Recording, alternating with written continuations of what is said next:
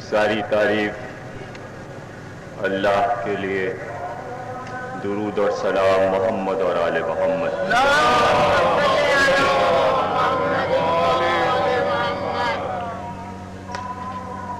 عشرِ محرم 1407 ہجری عزاخانہ زہرا کی پہلی مجلس آپ حضرات سماعت فرما رہے ہیں۔ یہاں کے لیے جو عنوان مقرر کیا گیا اس سے آپ حضرات واقف ہیں، قرآن اور عظمت فاطمہ زہرا۔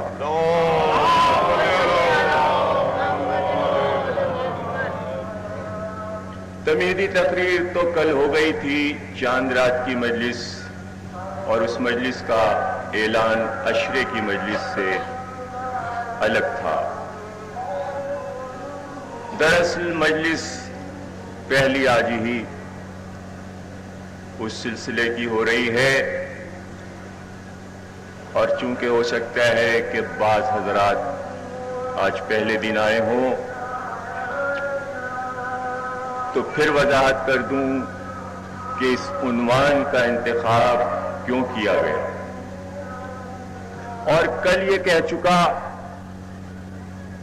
کہ بر صغیر کی تاریخ خطابت میں شہزادی کے عنوان پر 10 مجلسیں پہلی بار پڑھی جا رہی، یعنی کوئی یہ دعویٰ نہیں کر سکتا کہ ہم نے 10 تقریریں شہزادی کی سیرت اور عظمت پر ایک سلسلے سے کی، یہ کل کہہ چکا۔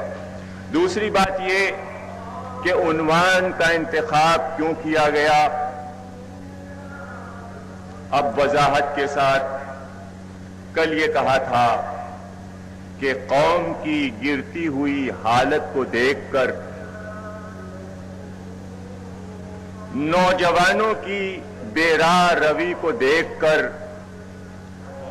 قوم میں تعلیمی پستی کو دیکھ کر،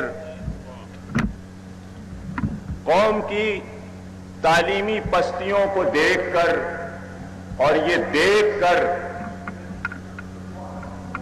کہ وہ نوجوان جو اپنی ڈگریوں کو لے کر کراچی کے آفسوں میں چکر لگاتے ہیں اور جواب یہی ملتا ہے کوئی جگہ نہیں، تو کیا وجہ ہے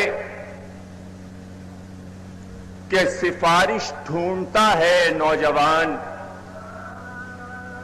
گورنر کی، منسٹر کی، کسی بڑے آدمی کی، اور اس کے بعد بھی سروس نہیں ملتی؟ یہ پریشانیاں قوم کی، یہ الجھنیں قوم کی، ان سب کا حل بتانے کے لیے اس عشرے کو رکھا گیا۔ اس میں فائدہ ہے اور صرف قوم کے افراد کا۔ عظمت زہرا کا اعلان ہم کیا کریں گے اور آپ کیا کریں گے؟ جس کی عظمت کا اعلان قرآن کر چکا، ہم کیا کریں گے؟ لیکن صرف یہ بتانا ہے کہ عظمت زہرا کے وسیلے سے آپ کو کیا کیا مل سکتا ہے۔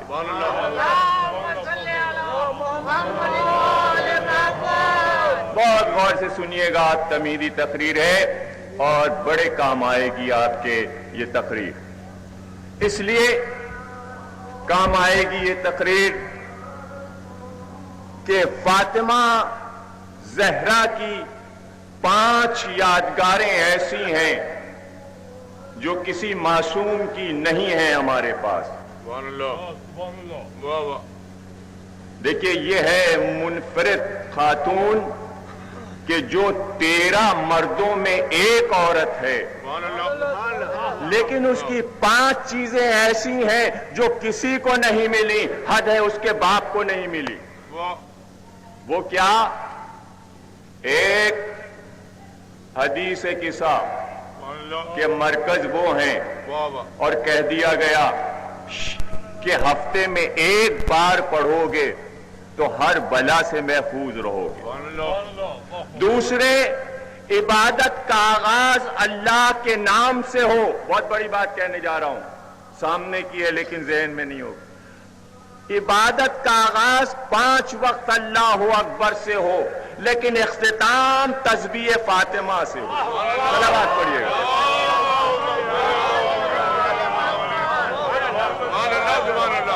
دو عظیم چیزیں.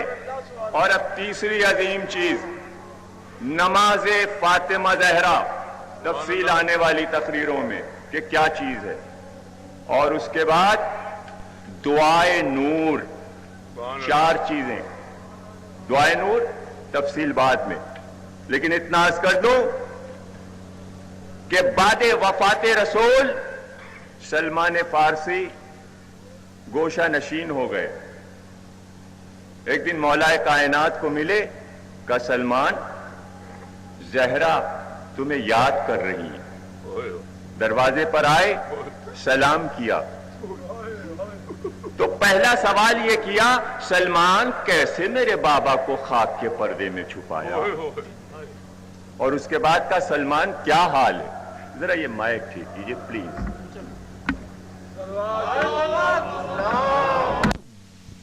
سر میں درد رہتا ہے. کہ سلمان دعائے نور پڑھا کرو. جبریل امی لائے تھے اور انہوں نے مجھے لکھائی تھی. وظائف الابرار میں دعا موجود ہے. اور اب 5ویں چیز، اور اس منزل تک لانا چاہتا تھا کہ عنوان کیوں رکھا گیا. 5ویں چیز، جناب سیدہ کی کہانی. اب یہ 5 چیزیں جو آپ کے پاس ہیں نا، یہ کیوں ہیں اور کیوں رکھی گئیں یہ تو بعد میں بتاؤں گا. اس وقت صرف کہانی سنا دوں، اور وہ بھی پوری کہانی آج نہیں سناؤں گا. جب اس کا عنوان آئے گا سلسلے میں تو کہانی کی وضاحت اور سند کی گفتگو ہوگی. آج صرف ایک جملہ، اور بڑا سوچنے پر یہ جملہ آپ کو مجبور کرے گا. یہاں وہ چہرے میں دیکھ رہا ہوں کہ جو بہت پڑھے لکھے دانشور اور شعراء حضرات موجود ہیں، اور ایسے لوگ اگر کسی جملے کو سن لیں تو گویا کئی لاکھ افراد نے سن لیا. چاہے 50 لاکھ جوہلا سنے تو وہ بات نہیں، اگر 5 دانشور سن لیں تو وہ اس کے برابر. صلوات پڑھیے گا. اور وہ جملہ یہ ہے کہ سنارن گئی اور اس نے کہا میں نے منت مانی تھی کہ میری مراد آئے گی تو میں فاطمہ زہرا کی کہانی سنوں گی. 70 مکانوں پر گئی، سب نے انکار کر دیا. واپس آئی، کہانی خود کہہ لی، خود ہی سن لی. لیکن جب کہانی سن کر باہر نکلی تو وہ سارے مکان جل رہے تھے. تو کیا قوم سے پوچھوں کہ قوم جو روتی ہے، ماتم کرتی ہے، جو ضمانت میں رہتی ہے غم حسین کے، اس قوم کے مکانات کیوں جلے؟ کبھی ایسا تو نہیں ہوا کہ زہرا کا ذکر ہو رہا تھا تم منہ موڑ کر چلے گئے؟ تو آقائے بروجردی یہ کہتے ہیں کہ جہاں ذکر زہرا ہو اور کوئی منہ موڑ کر چلا جائے تو قرآن کی آیت اس پر سند ہے، اور اسی کو میں اپنے سرنامہ کلام میں 10 روز پڑھوں گا. سورہ مدثر کلام پاک کا 74واں سورہ ہے، اور آیت 32، 33، 34، 35 اور 36. بسم اللہ الرحمن الرحیم. کلا والقمر واللیل اذ ادبرا والصبح اذا اسفرا انہا لإحدى الکبر نذیرا للبشر لمن شاء منکم ان یتقدم و او یتاخر. یہ میں نے آپ کے سامنے 5 آیتیں پڑھی، بڑی عجیب آیتیں. ارشاد ہو رہا ہے نہیں، ہرگز نہیں. کلا کا لفظ قرآن میں کئی جگہ استعمال ہوا اور سارے لغت نویسوں نے لکھا کہ کلا کے معنی ہے نہیں، ہرگز نہیں. اور اس کے بعد ارشاد ہوتا ہے مجھ کو چاند کی قسم، والقمر، مجھ کو چاند کی قسم، مجھ کو جاتی ہوئی رات کی قسم، اور مجھ کو آنے والی روشن صبح کی قسم. 3 قسمیں مسلسل کھائیں اور اس سے پہلے نہیں، ہرگز نہیں. یہ کیا کہہ رہا ہے معبود؟ نہیں، ہرگز نہیں. مجھ کو چاند کی قسم، مجھ کو جاتی ہوئی اندھیری رات کی قسم، اور مجھے آنے والی روشن اور چمکیلی صبح کی قسم. انہا لإحدی الکبر، وہ اللہ کی بڑی عظیم نشانی ہے، اور وہ انسانیت کو عذاب الہی سے ڈرانے والی ہے. اور اس کے بعد ارشاد ہوا کہ جو اس کے ذکر سے قدم موڑ کر گیا اس کے لیے دوزخ ہے، اور جس نے اس کے ذکر کی طرف قدم بڑھایا ہم نے جنت اس کے لیے بنائی. صلوات پڑھیے.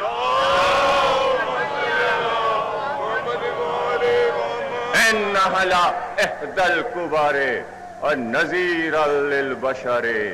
اگر وہ بشیر و نذیر ہے تو یہ کوئی اور ہے جو نذیر للبشر. سبحان اللہ، سبحان اللہ. اب کس سے پوچھوں ان آیتوں کے معنی کیا ہیں؟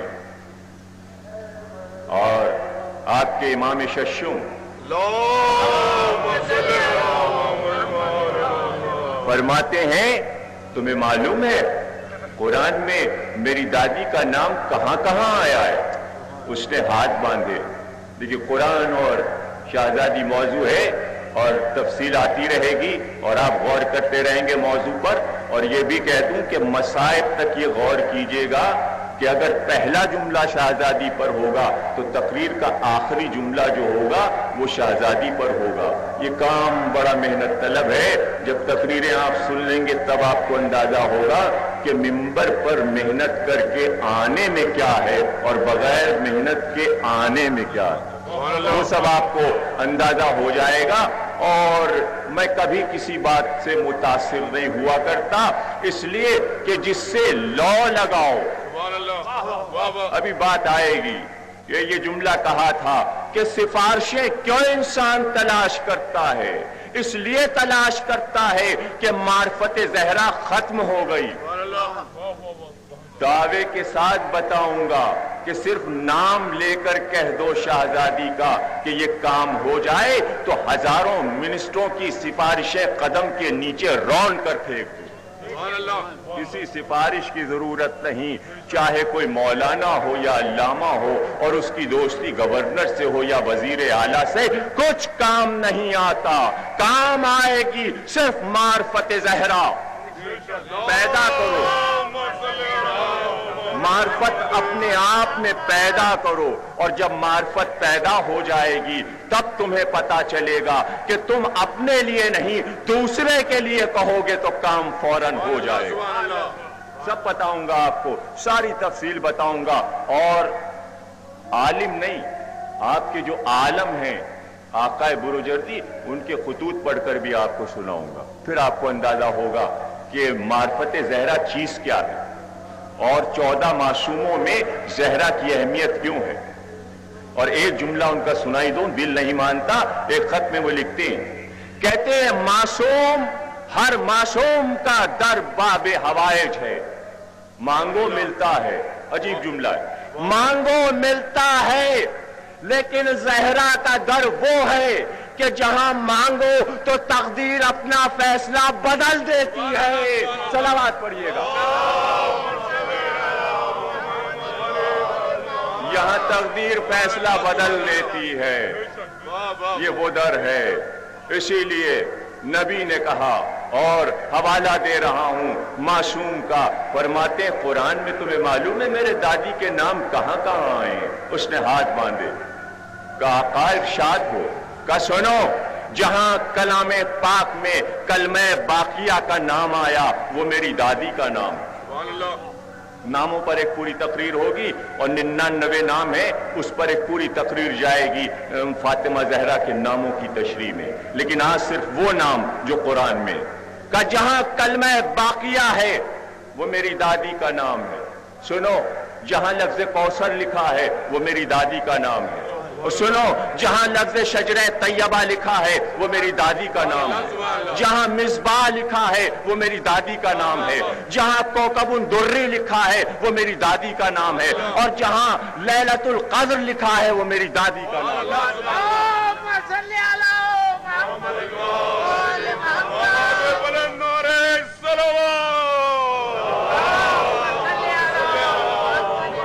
پوری تقریر ہوگی انشاءاللہ. اِنَّا زَلَّاهُ فِي لَيْلَةِ الْقَدْرِ وَمَا أَدْرَاكَ مَا لَيْلَةُ الْقَدْرِ لَيْلَةُ الْقَدْرِ خَيْرٌ مِّنَ أَلْفِ الشَّهْرِ تَنَزَّلُ الْمَلَائِكَةُ وَالرُّوحُ فِيهَا بِإِذْنِ رَبِّهِمْ مِنْ كُلِّ أَمْرٍ سَلَامٌ هِيَ حَتَّى مَطْلَعِ الْفَجْرِ. بات یہاں صبح پر تمام ہو رہی ہے اور وہاں صبح سے شروع ہو رہی ہے. یہ صبح سے کیا تعلق ہے زہرا کا؟ سبحان اللہ. سبحان اللہ. بہت گفتگو آئے گی اور آپ بڑی حیرانی سے بہت سی چیزیں سنیں گے کہ جو ابھی منظر عام پر نہیں آئیں اور سب آپ کے کام کی چیزیں ہوں گی. اور اس کے بعد فرماتے ہیں سنو سورہ مدثر میں جہاں ارشاد کیا مالک کائنات نے انہا لإحدی الکبر یہ میری دادی کا نام ہے. میری دادی احدی الکبر ہیں. سبحان اللہ. اور اس کے بعد معبود نے کہا نذیرا للبشر یہ میری دادی کا نام ہے. میری دادی قدرت کی بڑی نشانی ہے. ان کا لقب آیت اللہ ہے. شہزادی کے القاب میں سے ایک لقب آیت اللہ ہے. اللہ کی وہ نشانی جو عظیم ترین نشانی ہے جو یہ بتانے آئی کہ عذاب الہی سے تم کو ہم کیسے بچائیں. سبحان اللہ. سبحان اللہ. ہم وعدہ کرتے ہیں. اور اس کے بعد حضور فرماتے ہیں گھبرانا نہ پریشان نہ ہونا. محشر کے میدان میں میری بیٹی اس طرح پرواز کرے گی جیسے عقاب پرواز کرتا ہے اور اپنے چاہنے والوں کو چھانٹ کر جنت کے دروازے پر لے جائے. شفاعت کی منزل پر ہے. کل تقریر یہاں پر ختم ہوئی تھی کہ خورشید آسمان ادب کا طلوع ہے اور وصف جناب فاطمہ زہرا شروع ہے. آئے تب سلیم وقت خضوع و خشوع ہے. اے قلب عصمت مریم رجوع ہے. اے چشم پاک پردہ مشگاں کو ڈال دے اور مردوں کو جلد مکان سے نکال. سبحان اللہ. سبحان اللہ. وہ صاحب عصمت بی بی جو احدی الکبر ہے جو نذیر للبشر ہے اس کے لیے ارشاد ہو رہا ہے کہ جس نے اس کے ذکر کی طرف قدم بڑھایا ہم نے جنت اس کے لیے بنائی. جس نے منہ موڑا اور تاخر جس نے تاخیر کر دی آنے میں اس کے لیے دوزخ ہے. سورہ مدثر پڑھیے اور اس کی تشریح اور تفسیر پڑھیے آپ کو معلوم ہو جائے گا. تو ذکر اس لیے ہوتا ہے زہرا کا. ہفتے میں ایک بار حدیث قصہ اس لیے رکھ دے کہ گھر میں برکتیں رہیں عذاب سے تم بچ جاؤ. ایسا نہ ہو کہ ذکر بھول جاؤ غفلت میں پڑ جاؤ اور تمہاری طرف عذاب الہی تیزی کے ساتھ آ جائے. یہ عذاب اس سے بڑھ کر عذاب کیا ہوگا کہ اپنے ملک میں ہم سکون سے نہیں.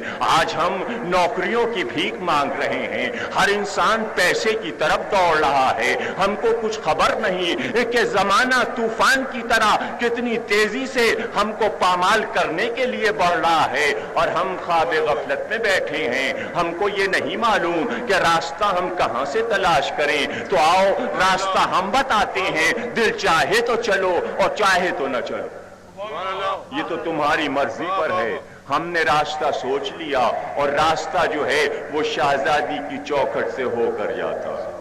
کیوں جاتا ہے ادھر؟ اس لیے جاتا ہے کہ ملک وہی لے کر آئے تو ڈائریکٹ نہیں جاتا نبی کے پاس. زہرا کے دروازے پر سلام کر کے جاتا ہے.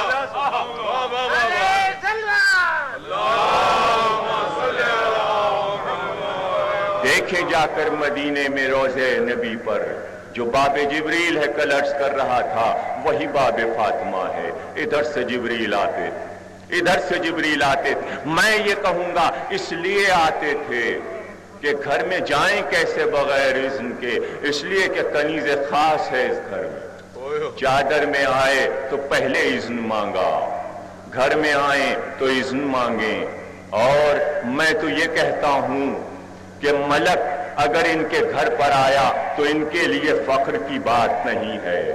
ملک کا آنا ان کے لیے فخر کی بات نہیں ہے، بلکہ جیسے رسول کو معراج ہو تو ادھر سے ادھر جائیں، اور جب سید الملائکہ کو معراج دی جائے تو وہ ادھر سے ادھر آئیں. یہ جبریل کی معراج تھی کہ بار بار بہانہ ڈھونڈتے تھے کہ کیسے جائیں. آگے بڑھ کر کہتے تھے کپڑے لے کر جاؤں، جھولا جھولانے جاؤں، چکی پیسنے جاؤں. موقع ڈھونڈا کرتے تھے. جس گھر کی دربانی کرنا جبریل فخر محسوس کریں، سید الملائکہ جو وحی لے کر آئے وہ فخر کرے زہرا کی چوکھٹ پر آ کر دربانی کا. تو اگر انسان کو اس گھر کی دربانی مل جائے تو جتنا ناز کرے کم ہے، جتنا ناز کرے کم ہے. غلاموں کی طرح آئیں. میمن کہیں کہ میں گھبرا کر واپس آ گئی حجرے کی طرف سے، اس لیے کہ میں نے دیکھا کہ زہرا کی گود میں حسین سو گئے ہیں، اور تھک کر چکی چلاتے چلاتے زہرا بھی سو گئی دیوار سے ٹیک لگا کر. لیکن میں نے دیکھا کہ چکی آپ سے آپ چل رہی ہے، دانا پس رہا ہے. میں حیران ہو گئی. میں دوڑ کر رسول کے پاس گئی. عجیب ماجرا دیکھا میں نے، چکی آپ سے آپ چلی. کا ایمن گھبراؤ نہ.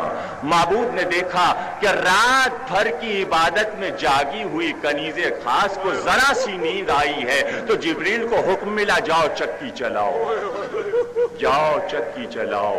اور کبھی اگر چھولا چھلاتے چھلاتے زہرا کسی کام میں مصروف ہو گئی تو سلمان فارسی نے دیکھا چھولے کی ڈوری ہل رہی ہے، حسین آرام کر رہے ہیں. جا کر پوچھا کہ زہرا مصروف تھی، جھولا ہل رہا ہے. کا معبود نے بھیجا ہے حسین کی خدمت کے لیے. تو جہاں ملک ناز کرے تو انسان کتنا ناز کرے گا اگر ان کے گھر پر غلام اور کنیز بن کر آ جائے.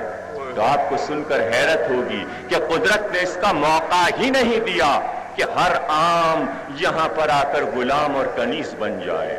بڑا عجیب جملہ کا ہے. یعنی ہر ایک کو یہ توفیق بھی قدرت نے نہیں دی کہ تم غلام بن سکو یا کنیز بن سکو ان کے گھر میں. ہم اس کے لیے بھی انتخاب کیا کرتے ہیں.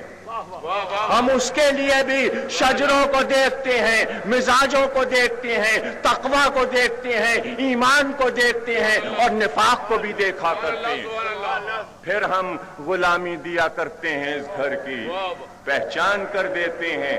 ایسے ہی نہیں دے دیتے، کچھ سوچ کر قمبر کو ہم نے دربان مقرر کیا، کسی اور کو ہم نے دربان نہیں بنایا. کچھ سوچ کر ہم نے سلمان کو چوکھٹ پر رکھا کہ جب زہرا بازار سے سودا منگانا چاہیں تو ہر وقت موجود رہو، جب آواز دیں سودا لینے بازار جاؤ. سلمان تم نوکر ہو اس گھر کے، اور میسم تمار تمہیں دربان رکھا ہے ہم نے. اب تیسرا نام جو ہے وہ کوئی نہیں ہے مردوں میں. کیا انتخاب ہے مدینے سے اس طرح انسانوں میں غلامی کے لیے؟ سلمان، قمبر اور میسم بس. اور اگر کبھی بچے باہر جائیں تو گود میں لے کر رسول تک پہنچانا اب یہ چوتھا نام. در تک نہیں آ سکتا، در تک نہیں. بچے در سے نکل کر صحن مسجد میں آئیں تو اب اس کی ڈیوٹی یہ ہے کہ گود میں اٹھا کر حجرہ رسول تک لے جائے. کون؟ بلال. در تک نہیں آ سکتا. اذن کس کو ہے در تک آنے کا؟ سلمان، قمبر اور میسم. اور اب کنیز. اب کنیز ایک بار دیکھا علی نے کہ پوری رات زہرا نماز پڑھ رہی. رات گزر گئی، صبح کی اذان ہو گئی. اب دیکھا کہ جیسے ہی صبح کی اذان ہوئی زہرا پھر مصلی سے اٹھی اور سردی کا زمانہ، ٹھنڈے پانی سے وضو کیا. علی نے دیکھا اور مسجد چلے گئے.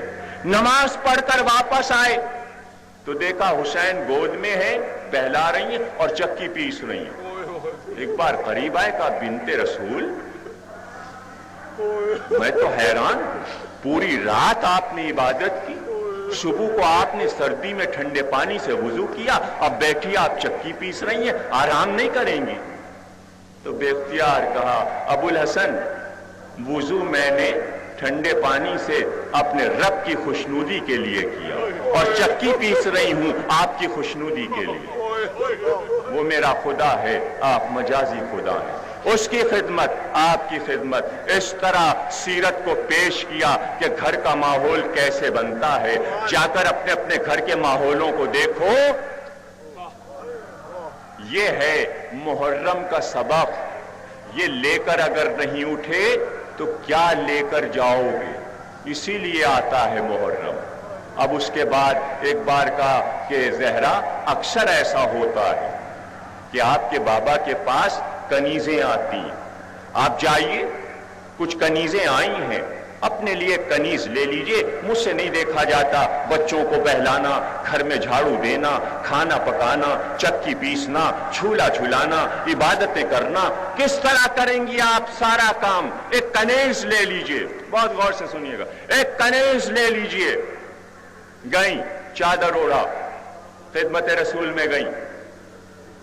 اب جیسا کہ آپ کو معلوم ہے کہ ترمذی میں ہے، اس پر بھی تفصیلی گفتگو ہوگی کہ ادھر زہرا آئیں، رسول اٹھ کر کھڑے ہو گئے، ترمذی شریف، کھڑے ہوئے اور سب سے پہلے پیشانی کو چوما، اس جگہ بٹھایا جہاں بیٹھے تھے۔ جب رسول آتے تھے تو زہرا ہاتھ چومتی تھیں اور کھڑی ہو جاتی، اور جب زہرا جائیں تو نبی کھڑا ہو جائے، پیشانی چومے اور وہاں پر بٹھائے جہاں تشریف فرما، اور خود کھڑے ہوئے۔ زہرا کیسے آئیں؟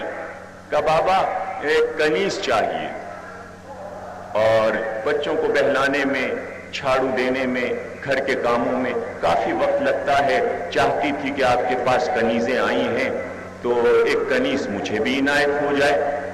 چہرے کو دیکھا، کہ بیٹی میں تمہیں ایسا نسخہ کیوں نہ بتا دوں کہ جو کنیز سے بہتر ہے؟ کہ کیا بابا؟ کہ بیٹی بس یہ ہے کہ روز یہ ورد کرو، 34 بار اللہ اکبر، 33 بار الحمدللہ، 33 بار سبحان اللہ، بس یہ پڑھو۔ بیٹی نے یہ نہیں پوچھا کہ میں کنیز لینے آئی تھی، آپ تسبیح بتا رہی ہیں۔ معرفت ہے رسول کی، رسالت کو سمجھتی ہیں کہ قیامت تک یہ تسبیح میرے نام سے جائے گی، عبادت کا جزو بنے گی، اس کے بغیر نماز قبول نہ ہوگی۔ تسبیح لے کر آ گئیں، لیکن آپ نے غور نہیں کیا، زہرا مانگ رہی تھی کنیز، رسول نے دے دی تسبیح۔ بتانا کیا چاہتے تھے؟ حالانکہ بعد میں کنیز دی۔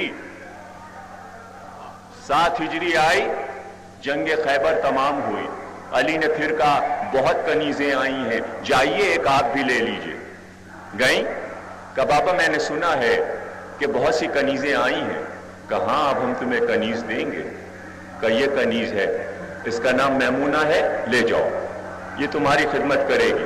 یا رسول اللہ، ابھی 3 سال پہلے کنیز مانگی تھی، آپ نے تسبیح دے دی، آج زہرا نے کنیز مانگی، آپ نے کچھ پوچھا نہیں، کنیز دے دی۔ کہ سمجھے نہیں، اس وقت تسبیح اس لیے دی تھی تاکہ ایسی کنیز جائے جس کا مرتبہ تسبیح کے برابر ہو۔ انتظار کر رہا تھا آئے، کہاں سے آئے؟ یوگنڈا سے آئے، ایتھوپیا سے آئے، افریقہ بر اعظم سے آئے، اور ایسی کنیز آئے کہ جب کنیزی کرے، کئی سال کنیزی کی ہے اس نے، نام میں نے میمونہ لے دیا، شاید آپ کو غلط فہمی ہو جائے، یہ یوگنڈا کی شہزادی ہے۔ جنگ میں پکڑے گئے شاہی خاندان کے افراد، بیچ دی گئی، 17 سال کی عمر ہے، جوان ہے، بکی ہے، صاحب عفت ہے، رسول نے پیش کر دیا۔ جب ہمہ جمی ہوئی ملک میں، قوم والے جمع ہوئے اور انہیں پتہ لگا کہ ہماری ہونے والی شہزادی جو تخت پر بیٹھنے والی تھی وہ عرب میں ہے، کچھ شاہی خاندان کے افراد ڈھونڈتے ہوئے آئے، پتہ لگایا، رسول نے کہا جاؤ در پر جا کر مل لو۔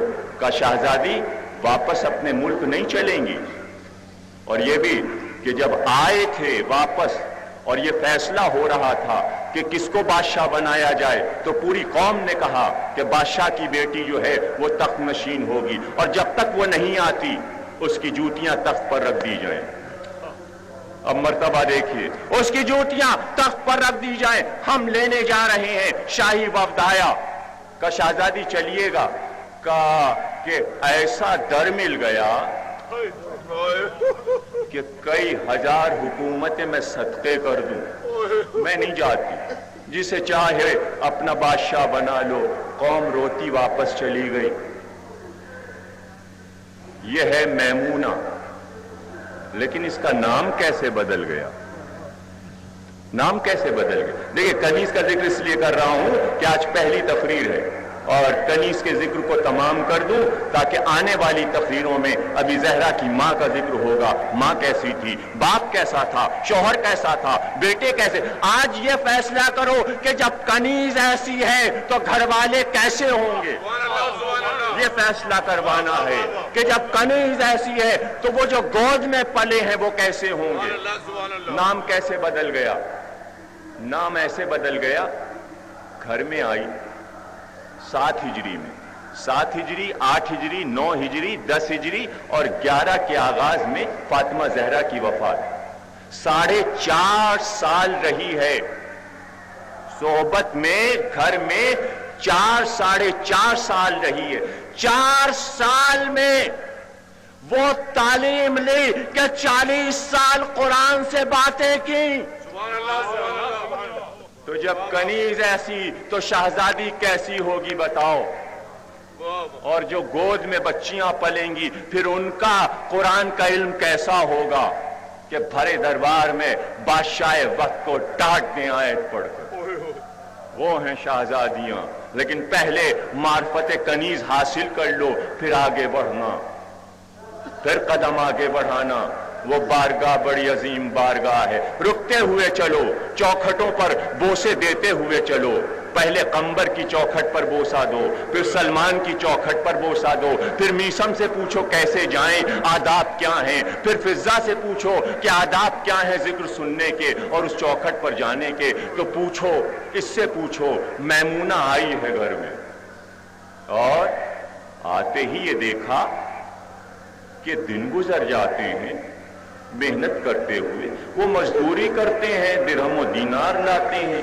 کبھی گھر میں ریشم لائے تو یہ ریشم سلجھانے لگی, وہ سلجھ گیا, لپیٹا گیا, علی لے گئے, اس کی مزدوری آ گئی.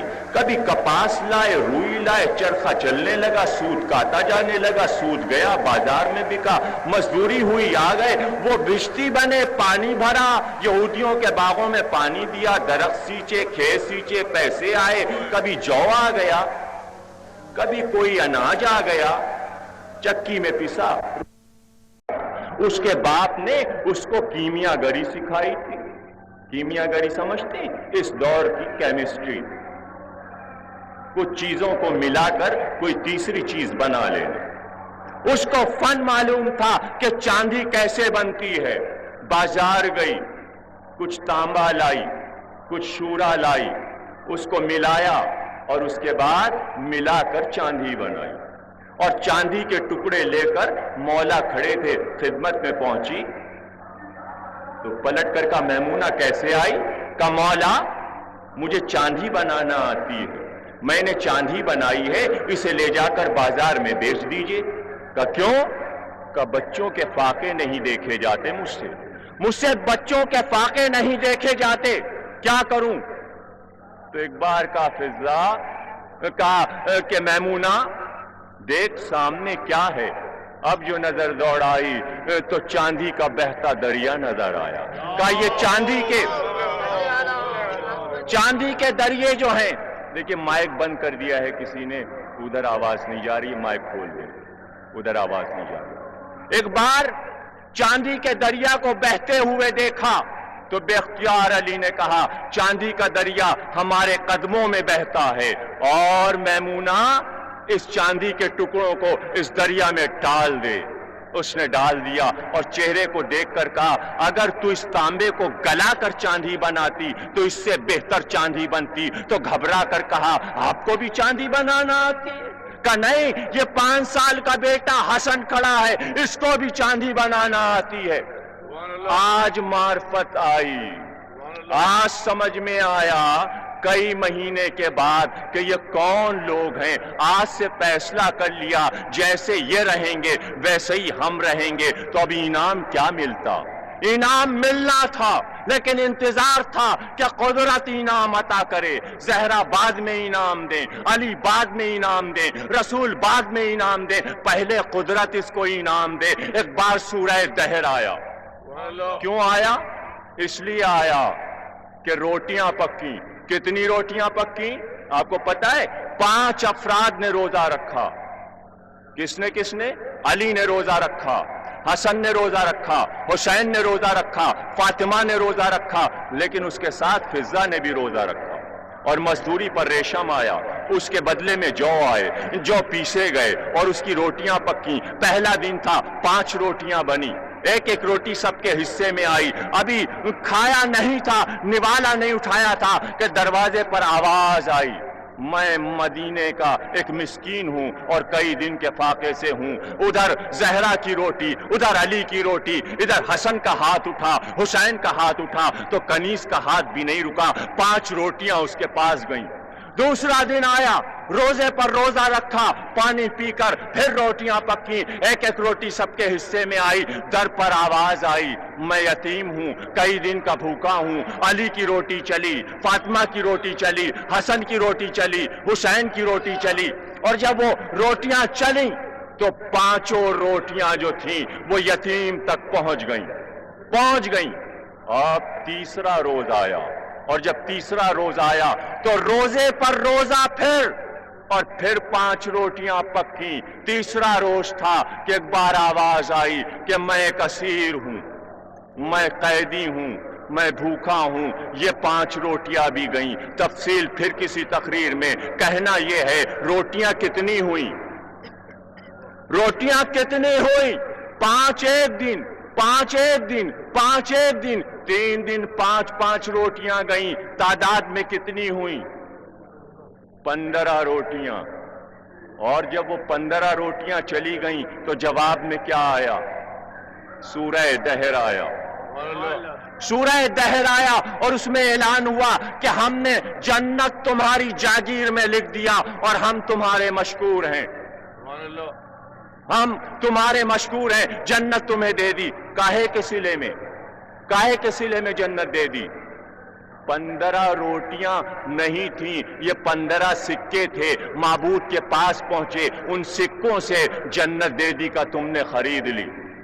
15 سکوں میں، 15 جو کی روٹیوں میں جو زہرا کے ہاتھ کی پکی ہوئی تھیں اس کے صلے میں جنت ملے تو ان کی نمازوں کا صلہ کیا، ان کے روزوں کا صلہ کیا، ان کے جہاد کا صلہ کیا، ان کی عبادت کا صلہ کیا، ان کی ہر سانس کا صلہ کیا؟ جنت تو جو کی 15 روٹیوں کا صلہ ہے، لیکن ذکر ہے کنیز کا اور اس کے پہلو بعد میں آئیں گے۔ کہنا صرف یہ ہے کہ پنجتن 5 ہیں، رسول، علی، فاطمہ، حسن اور حسین، لیکن آج یہ ہوا کہ ان 5 میں رسول نہیں ہیں، رسول شامل نہیں۔ تو اب سورہ کس کے لیے آیا؟ سورہ علی کی مدح میں، فاطمہ کی مدح میں، حسن کی مدح میں، حسین کی مدح میں۔ سمجھیں نا آپ، 5 آدمیوں کی مدح میں، لیکن اس میں فضہ اس میں شامل ہے، کنیز گھر کی اس میں شامل ہے۔ آپ غور کریں، پورا سورہ آیا اور پورے سورے میں 30 آیتیں ہیں۔ بھئی بہت غور سے سنیے گا اور توجہ ادھر رکھیے گا۔ 30 آیتیں سورے میں، روٹیاں کتنی گئیں؟ 15 روٹیاں گئیں اور صلے میں 30 آیتیں آئیں۔ اب ذرا حساب لگائیے کہ 2 آیتیں اور 1 روٹی برابر، یعنی قدرت نے قرآن کی 2 آیتوں کے برابر 1 روٹی کو تول لیا، اور اس میں 3 روٹیاں فضہ کی بھی شامل ہیں۔ تو اب یہ فضہ کا وہ عظیم زندگی کا پہلو ہے کہ سورہ دہر کو پڑھ جائیے، اس سورے میں علی کا نام نہیں، فاطمہ کا نام نہیں، حسن کا نام نہیں، حسین کا نام نہیں، لیکن 3 مقامات پر فضہ کا نام سورہ دہر میں لیا۔ کنیز کا دل رکھا، کنیز کو انعام دیا، زمانے کو بتایا کہ کنیز کی عظمت کیا ہے۔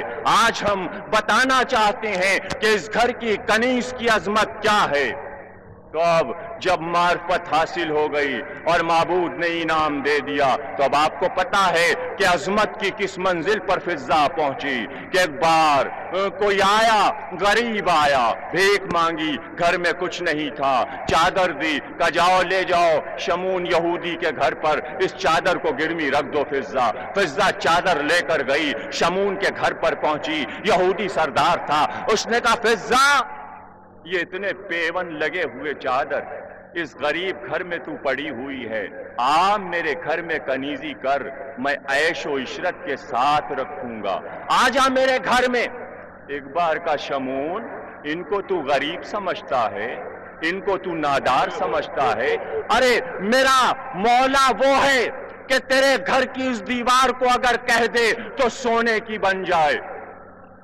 اس نے کہا اچھا تمہارا مولا ایسا ہے، تمہارا مولا ایسا ہے؟ کہ مولا نہیں، میں اگر اشارہ کر دوں تو یہ دیوار سونے کی بن جائے۔ تاریخ نے لکھا صرف کہا تھا دیوار نے رنگ بدل لیا۔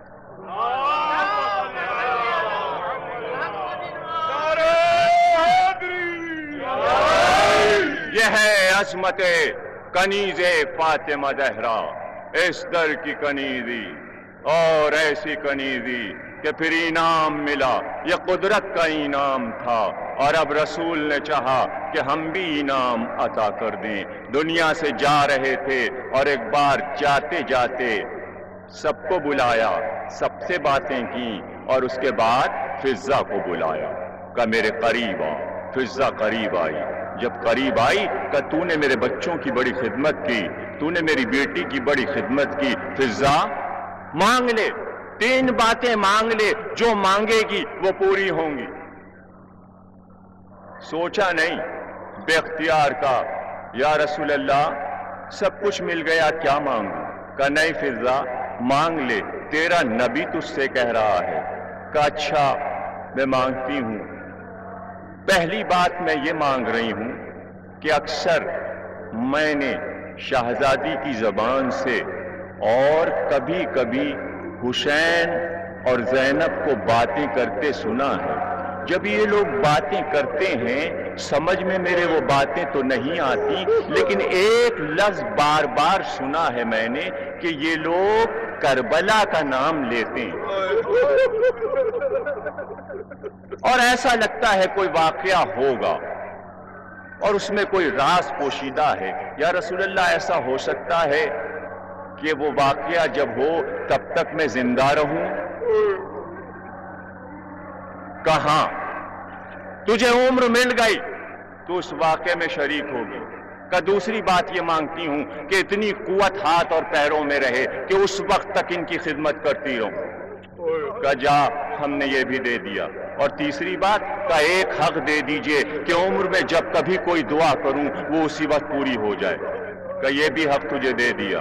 باہر نکلی، دروازے پر حضرت ابوبکر رضی اللہ تعالیٰ عنہ کھڑے ہوئے۔ کہا فضا ہم نے پوری گفتگو سنی، تم نے یہ کیا مانگا؟ رسول نے تمہیں اذن دیا اور تم نے کیسی باتیں مانگی جو بالکل ہی بیکار تھی؟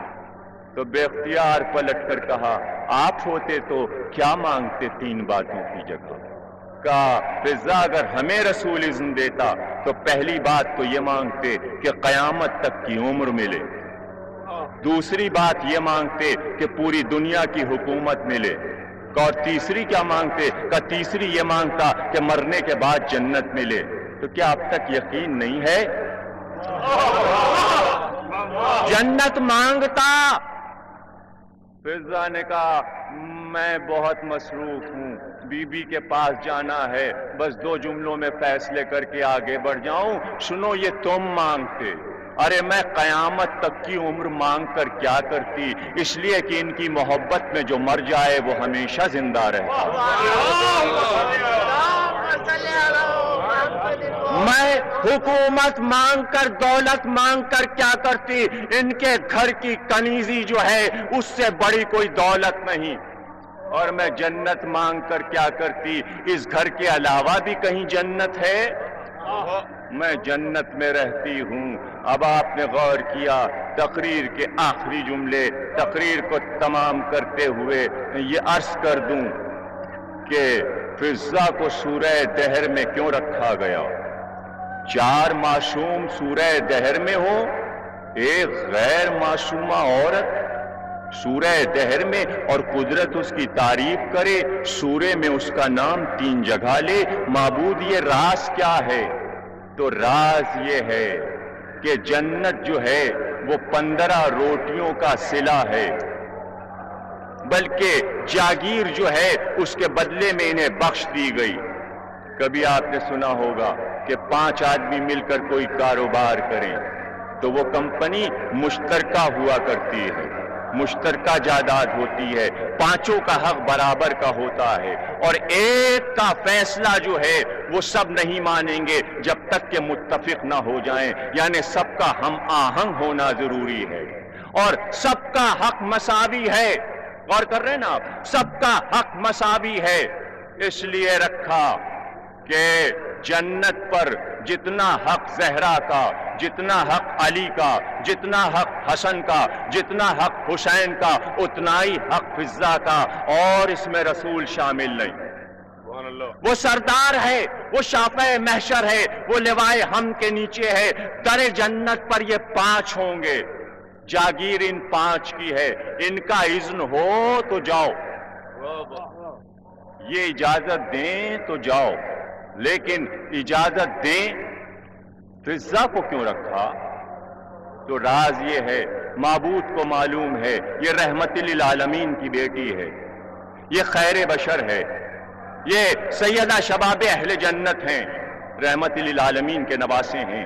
ہو سکتا ہے کہ یہ امت کے کچھ افراد کو معاف کر دیں، لیکن اگر کسی کو معاف کیا گیا تو پہلی گواہ فضہ ہے، جو آگے بڑھ کر یہ کہے گی معبود ہر واقعے کی گواہ میں چشمدید ہوں، اس لیے رکھا گیا۔ سبحان اللہ۔ دیکھیے چشمدید گواہ محشر میں ایک ہے۔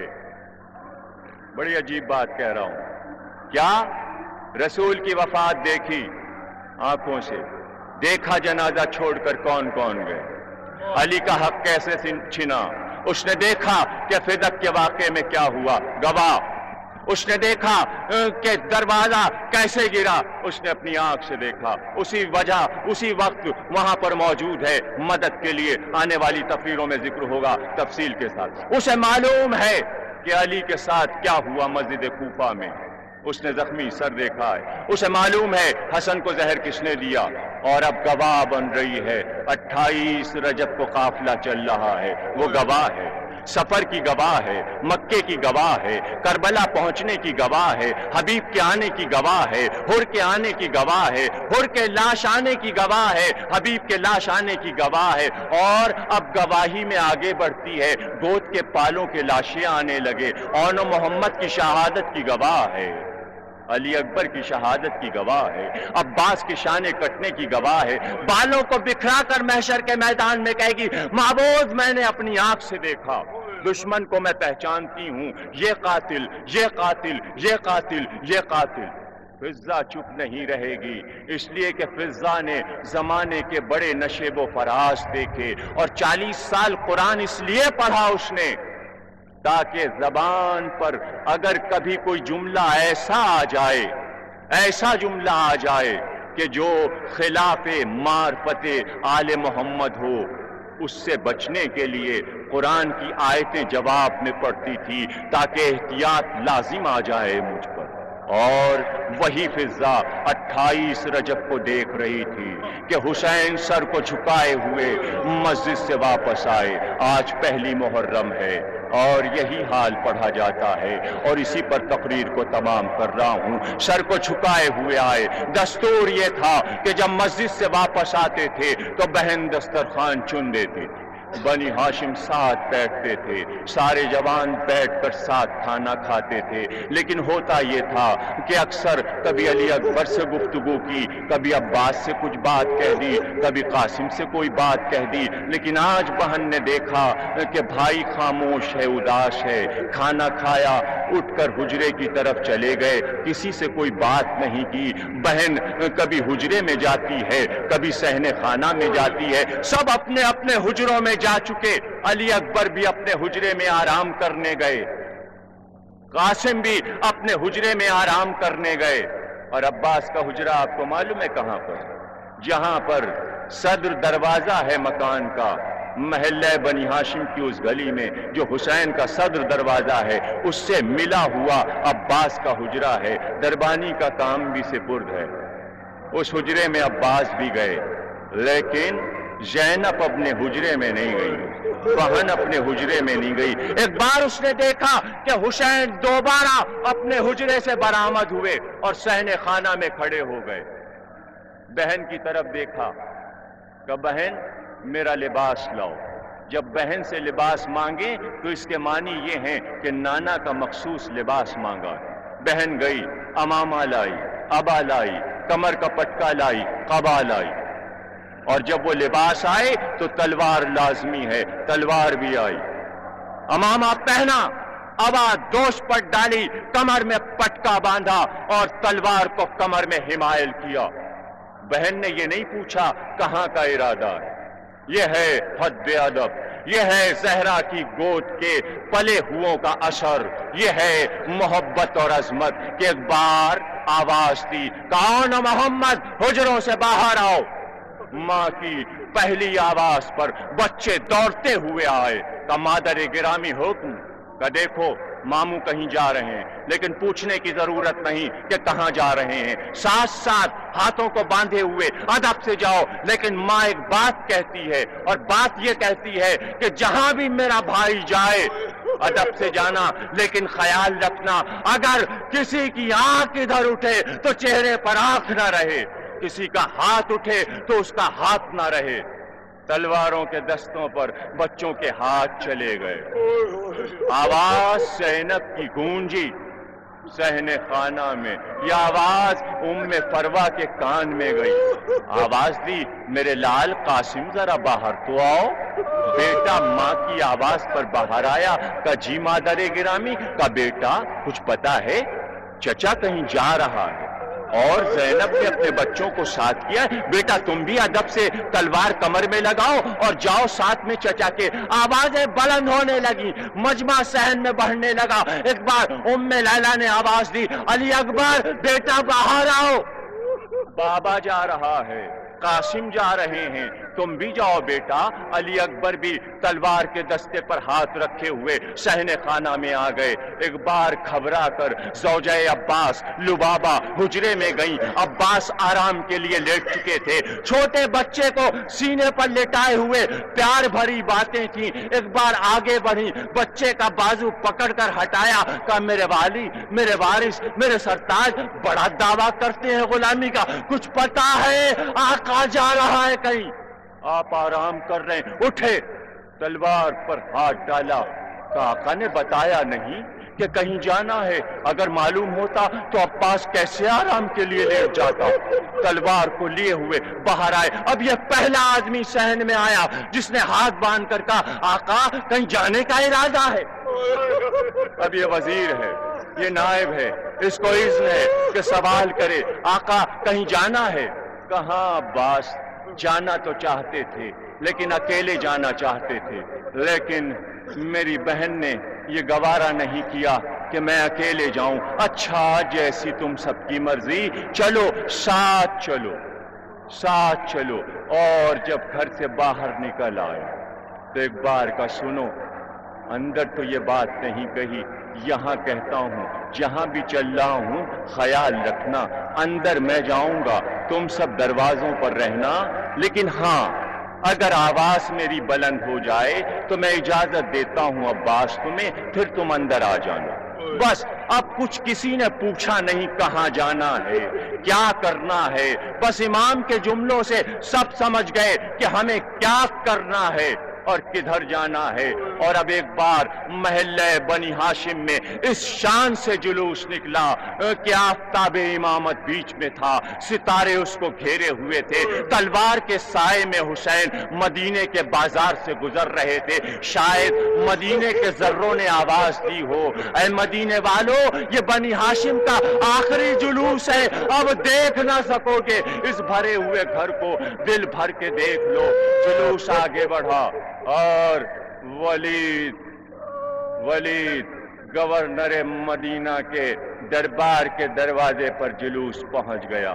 سب سمجھ گئے ہم کہاں آئے ہیں۔ حسین اندر داخل ہوئے، سب دروازوں پر رک گئے، اندر گئے۔ ولید تخت پر تھا، پہلو میں مروان بن حکم بیٹھا تھا۔ کہ کیوں بلایا ہے؟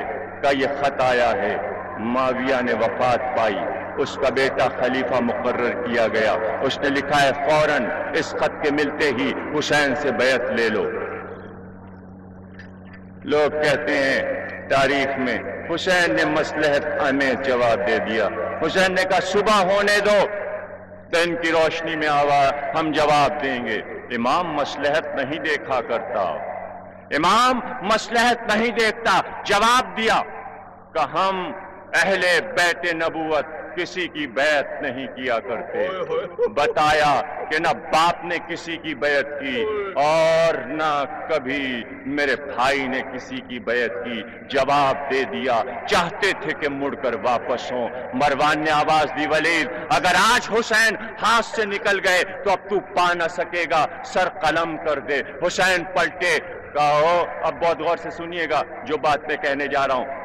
کہو ابن الزرقات تیری مجال تو علی کے بیٹے کے سر کی بات کرے؟ یہ اس گھرانے کا ترہ امتیاز ہے۔ عرب کی تاریخوں نے لکھا کہ عرب میں اگر کسی کو ذلیل کرنا ہوتا تھا تو اس کے باپ کا نام لے کر نہیں ڈانٹتے تھے بلکہ ماں کا نام لیا کرتے تھے۔ تاریخ عالم میں سوا بنی ہاشم کے گھرانے والوں کے کسی نے اس پر عمل نہیں کیا۔ یہاں کا اے ابن الزرقا، اے زرقا کے بیٹے تیری مجال۔ اور کبھی علی نے کہا تھا او زحاکہ کے بیٹے تیری مجال، تو زہرا کی قبر کھودے گا۔ آپ دلیل مانگیں گے، کہیں گے کوئی مشہور دلیل دو تو بات مانے، دیں دلیل۔ حر کا رسالہ آگے بڑھا، اس نے لجام فرس پر ہاتھ ڈالا۔ کیا کہا؟ کیا چاہتا ہے؟ تیری ماں تیرے ماتم میں بیٹھے؟ اب جواب سنیے تو آپ کو دستور عرب کا پتہ چلے گا۔ اس نے کیا جواب دیا؟ کہا آپ نے بھرے مجمع میں میری ماں کا نام لیا، آپ نے بھرے مجمع میں میری ماں کا نام لیا۔ آپ کی ماں وہ کہ اگر ایک لفظ زبان سے نکالوں تو زبان جل جائے۔ اب پتہ چلا کہ وہ عظیم ماں کا بیٹا ہی یہ کہہ سکتا تھا اے زرقا کے بیٹے تیری مجال۔